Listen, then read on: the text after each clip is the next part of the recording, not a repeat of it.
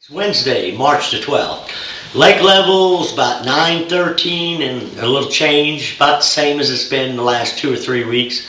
Water temperature actually was really starting to warm up a bunch yesterday. It was like 83 degrees yesterday, the air temperature. And then we got a little snow last night. But the water temperature yesterday was about 42 degrees. When I started out, I put in down at Indian Point area. And it got as high as 47, 48 degrees. I was headed up in the Long Creek area. But for the most part, fishing's still a grind. I can't wait till a couple weeks where I can tell you the fishing's really awesome. But I mean, it has been pretty awesome for a handful of guys. You know, the past weekend there was 2 fairly big tournaments, and there seems to be about half a dozen guys that really zeroed in on them, that are catching them real good. And then the rest of us from there down are really struggling. You know, the main thing seems to be an Alabama rig, jerk bait, to some jig fish. You know, there's actually a little bit of everything. I've heard of some guys catching some fish on crankbait, wigglewort, but it's just still real inconsistent. And you know, I think a lot of my problem is I need to listen to a little bit of my advice that I give to people, because when I get a few things working, I probably don't spend enough time with it. I keep thinking back to what happened last year, the year before, and I'm always, this time of year, I get 4 or 5 spots ahead of myself instead of just slowing down and fishing one area. And you know, right now you got to fish really slow. I seem to want to get up and move, and I'm not giving any one pattern enough time. But you know, Monday, we had 4 good bites on a jerk bait, keeper bites and 2 or 3 shorts. And about the same yesterday. We did have 1 on an A-rig and 1 on a jerk bait.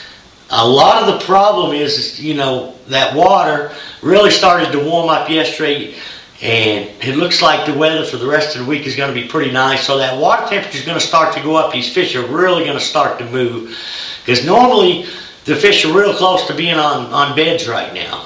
But water temperature, we're probably 15 degrees behind on what it should be for this time of year. So that water temperature is going to take a jump, and the fish know it's time. The fish are going to start moving. The good thing, I am starting to see a few fish suspended, where before I couldn't hardly catch any on any jerk baits. Well, a little bit of jerk bait bite I've had has been in the creeks, and even a lot of my A-rig bites and jig bites have been in the creeks. I still haven't got a good main lake bite going. The colors I've been throwing a lot of Spro mixed sticks, and this is a new color that they've got. And Sportsman Factory Outlet's got an awesome selection of a bunch of the new colors in the Spros. But it's a black back, blue sides, and chrome. Another one I'm throwing is kind of similar to a Table Rock shad, except it's translucent where you can see right through it. And the thing that I find, when the bite is slow and the water's real cold like this, the old standby Smithwick Rogue is probably as good a jerk bait as there is to throw. I don't know what it is about the action of the bait, but when the water's real cold like this, I seem like I get more bites on just a regular old Smithwick. The problem is we've all these new jerk baits like the Megabasses and the Spro got these casting chambers in it, and we get spoiled at how far we can cast one of these. So if you got much wind, this can be a little difficult to throw. If you have trouble throwing it, just tie it on a spinning rod with 8 or 10 pound line, where you don't have to fight throwing that smaller bait or lighter bait into the wind. Another one we've caught a few fish on is a Lucky Craft. It's kind of similar to, I think it's called chartreuse shad. It's clear sides with a chartreuse stripe down the sides and a blue back. That's been working a little bit too. But probably my number one I throw 70% of the time is the Spro, and then the Smithwick probably the other 20% of the time.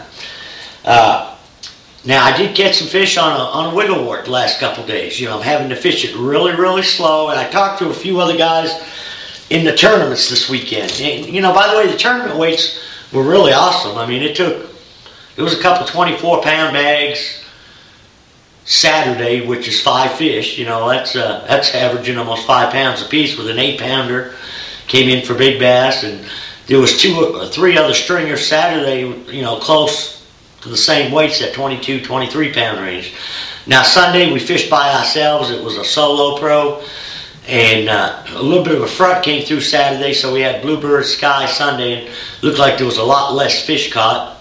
It still took 19 pounds to win, which is a 4 pound average for one guy, so that's not too bad. But the weights are dropping real fast, almost a pound per place till you get down to about 10th or 12th place. Then the weights are really dropping. So like I was saying earlier, the guys that are on them good, and my hat's off to them for getting it figured out, on a tough bite like that, to do it consistently.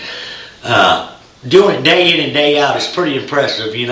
Sometimes this time of year you come up with a big stringer one day, just get it the right place at the right time, but apparently these guys really got something figured out, and hopefully I'll get it figured out here in a couple of weeks for my next tournament.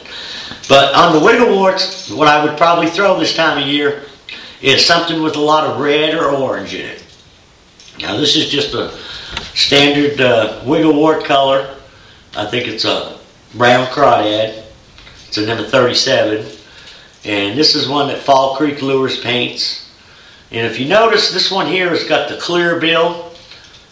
This one's got the solid bill. Now underneath this paint, this bill on this one isn't clear. It's a different plastic that these baits are made out of. The ones with the painted bills or the clear bills are actually not near as buoyant as these baits here. What I mean by that is when you're cranking one of these ones with the clear bill and you stop the bait, it's got a real slow rise to it. When years ago, they used to make a suspending wart where you put a couple dots on it where it would suspend like a jerk bait. Well, this is the same, I think the same plastic that they make these out of. So it's not a suspending one. It will rise, but it rises real slow. And I find this to be better in this colder water. And a lot of times I'm actually just sweeping the rod, fishing it as slow as I possibly can. It hits a rock or a stump, I'll let it rise real slow. And a lot of these fish are still on the secondary points and back in the creeks. Now we are starting to catch a few, as I reported last week, we were catching a few fish on football jigs, and I'm throwing a fairly, a fairly good sized jig up to about a ½ ounce. Sometimes a 5/8, depending on how deep I'm fishing. But I'm trying to fish, like I've been up in the White River and up in the Long Creek, and I'm fishing like from the bluff ends on into the creeks. Seems like I'm doing better on the points and little channel swings that got timber on them. And the way I'm fishing that jig, I'm not hopping it or popping it. I'm actually casting it out and letting it go to bottom, and then just barely moving it, just crawling it along the bottom. And the bites are few and far between, but there's been a few good bites on it. And you'll feel the fish, pick it up pretty good. Sometimes they'll actually knock slack in the bait. And what I've been using is a PBJ with a little purple in it, with a Zoom Speed Craw. Also just a brown and purple. And like I say, depending on how deep I'm fishing, if I'm using a bait caster, I'll throw a ½ ounce or 5/8. If I'm throwing spinning gear, I'll probably, with 8 or 10 pound line, I'll probably throw a 3/8 ounce. But I want, a fairly heavy bait so I can keep it in contact with the bottom. Now on that jerk bait, like I said, I'm throwing it on 10 pound line. Unless I'm throwing it on a spinning rod, I'll use 8. On the jig, you can probably get by with 10 pound, but I still feel that I'm feeling the bites okay with 12, even up to 15, but you'll probably get a few more bites the smaller, you downsize your line a little bit. But as few and far as the bites are, when I do get one, I don't want to take a chance of getting them wrapped up in a tree and breaking my line. Now, Sportsman Factory Outlet's got some awesome sales going on the next couple weeks. They've got a lot of their 2014 lineup of rods in. So a lot of the 2013 model rods, they've got some of them marked down half price. They got a real good selection of Strike King crankbaits. And like I was saying earlier too, they got an awesome selection of a lot of the new Spro colors. So if you get a chance, stop by and check them out. And hopefully the next week or two, if we get about a 5 to 8 degree rise in water temperature, the fishing is really going to pick up to where, I mean, there's so many different things that are going to be working, and it's going to happen fast too. Normally, our pre-spawn deal will last 3-4 weeks.